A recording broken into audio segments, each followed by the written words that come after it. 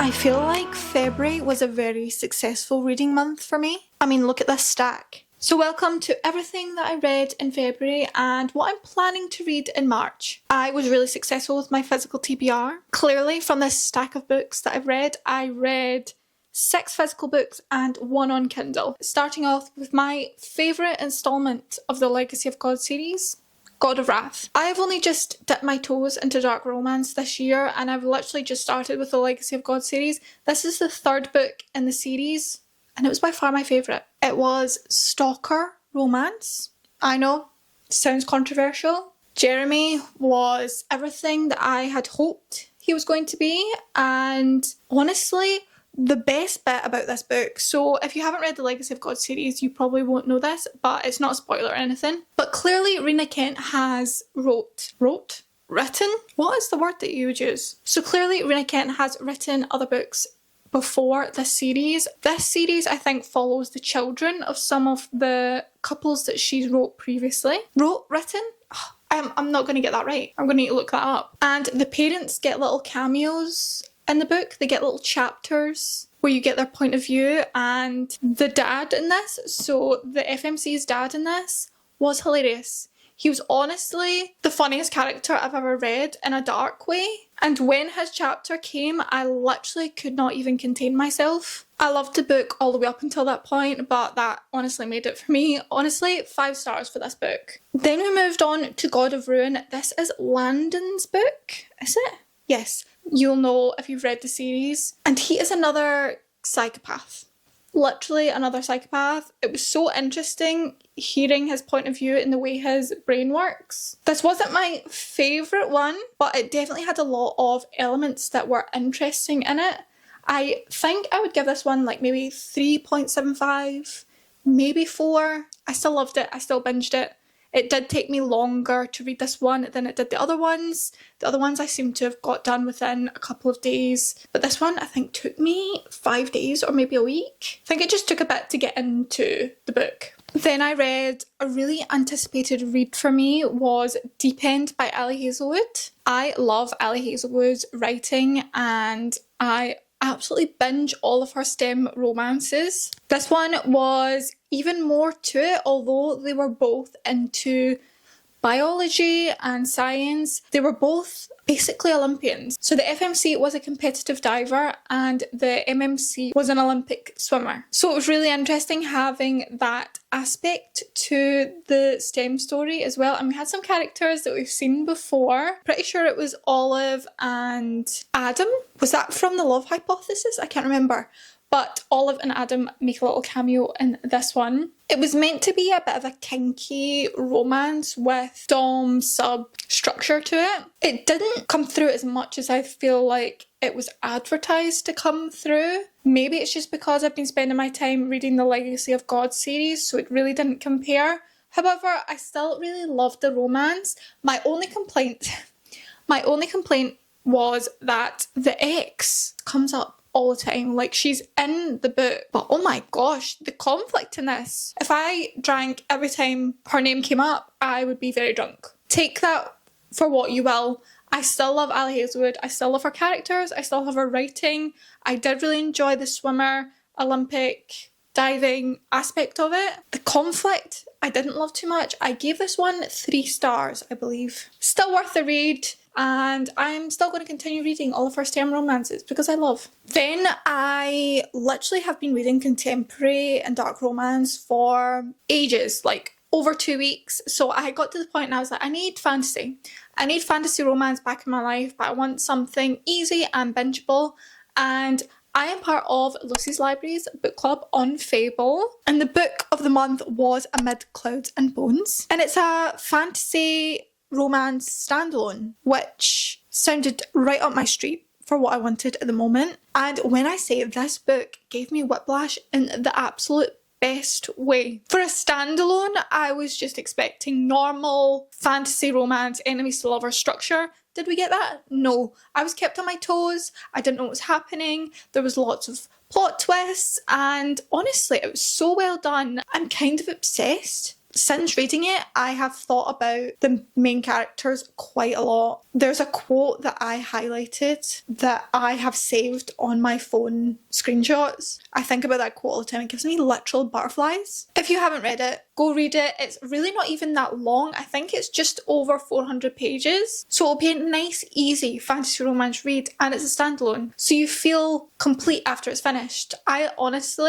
think I gave it 4 stars because I took 1 star off just because the actual climax or the big moment at the end I feel didn't get enough time, which I forgive because it's a standalone, but we could have just had like an extra maybe 10 pages of that and I would have been happy. But yes, I give it 4 stars. It's definitely worth a read. If you love enemies to lovers, if you love plot twists, if you like being kept on your toes, if you love a good hearty fantasy romance, definitely go give this a read. I cannot recommend it enough. Okay, last up in the month, I got to the end, literally had about a week left, and I was like, I am not going to meet my monthly reading goal this month. I've been challenging myself to get at least 7 books a month, and I was at 4 books, at quite close to the end of the month.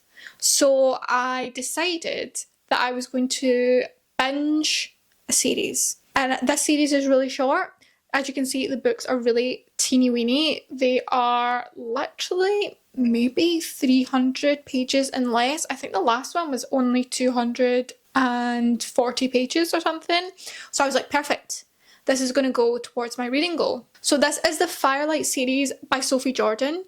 If you remember, I read A Fire in the Sky recently and I loved that book. That book was an adult fantasy romance book though. This is definitely YA, like really YA. I would have absolutely devoured this when I was in high school because this is so up my street. I still enjoyed it now. Just to make you aware, I did still enjoy it and I binged the entire series, so it's just 3 books. It's really easy to follow. There's a good amount of conflict in every book. The first book is Firelight and we follow Jacinda, who is a Draki. So in this series we have Draki who are basically dragon shifters, but they're not like full dragon, if that makes sense. So they don't turn into full dragons. It's also contemporary, so it's in the modern world. They kind of turn into like dragon human hybrids. She's a Draki and she ends up almost getting caught by dragon hunters. She's literally cornered, almost caught, when one of the hunters finds her and pretends that he didn't see her. So basically spares her life. And then she's like, who is this boy? Why did he do that? I thought he was going to kill me. Then the story goes from there. There is internal conflict within the Draki community. You see a lot of her and her sister's relationship, her and her mother's relationship. Basically like forbidden love. And then as we move on in the series, we move on to love triangle. And then we have even more bigger conflict. It's a nice, lovely little series to read. And it's nice and short. So if you're looking for a really, really easy fantasy romance read, give this a go. Why not? Okay, now we're on to the fun part. We're going to choose my TBR for March. I have already selected the books because basically the book gods have selected for me because March is the most stacked month of book releases I have ever seen. Basically my TBR has been chosen for me. And I'm so excited. Okay, literally all of these are going to be on my Kindle. I may or may have not already read one. I've already read Rebel Witch. I couldn't wait another moment. It came out on the 27th of February and I did start it on that day, but I've just been savouring it. And I've already read it. So I've already finished it. So that's one off the list. I'm not going to go into what I thought of it right now, but just know it's 100% worth a read. So Rebel Witch. And now on to my current read, Wild Side by Elsie Silver. I am 44% of the way into this book already.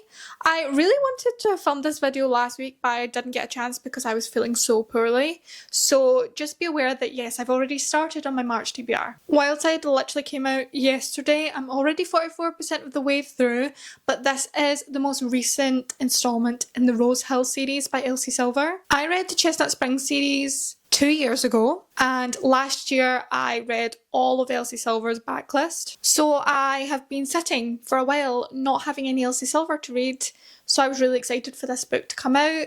She knows what she's doing. She's got a formula. I love the formula. It's just so easy to digest. This one is slightly different to ones that I've read before, but again, I'm not going to go into it. But I'm so excited to finish this book. It has been so highly anticipated for me. Next, this one I think came out at the end of February as well, but it's God of Fury. I'm not going to stop with The Legacy of Gods. I must read every book that comes out immediately. It's just one of those series, I just am so immersed in it that I need to know everything.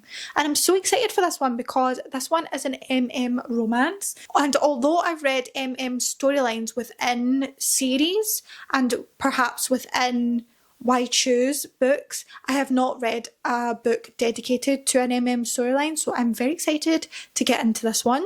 We've had snippets of the characters all the way through the series so far, so I am so intrigued by their story. I am so intrigued by what's going to happen, and these books always deliver, so I'm so excited. And I've heard that this one is people's favourites, and currently God of Wrath is my favourite, so I'm intrigued to see if this one becomes my favourite. Another one that came out was Kiss of the Basilisk. This was previously called Split and Swallow, and I was going to read it at the beginning of this year, but it literally got took off Amazon because it was being traditionally published. So the new name is Kiss of the Basilisk.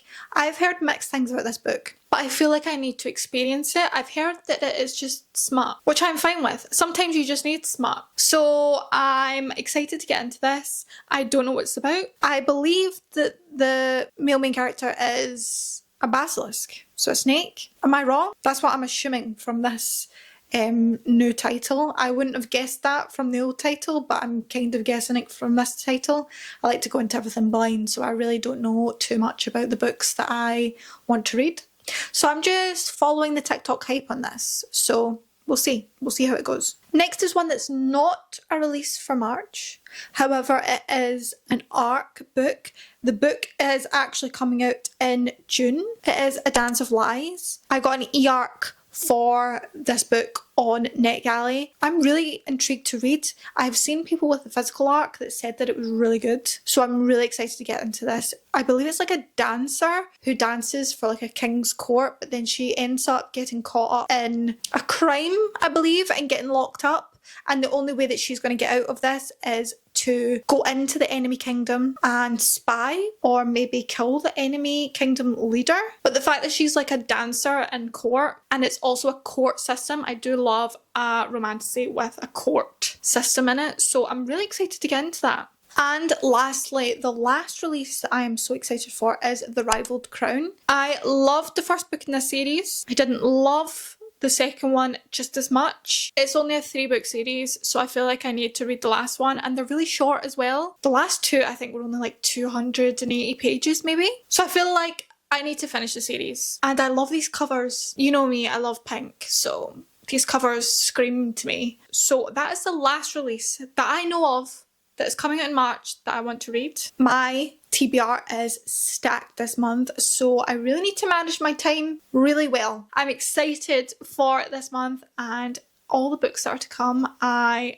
have never had such a stacked month full of new releases, but I'm excited. As always, if you like this video, please like, subscribe, and I will see you in the next one.